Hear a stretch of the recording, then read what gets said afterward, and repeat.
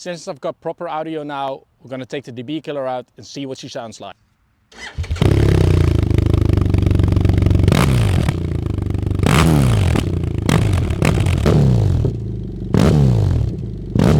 Let's see what it does if we stand a little bit further back.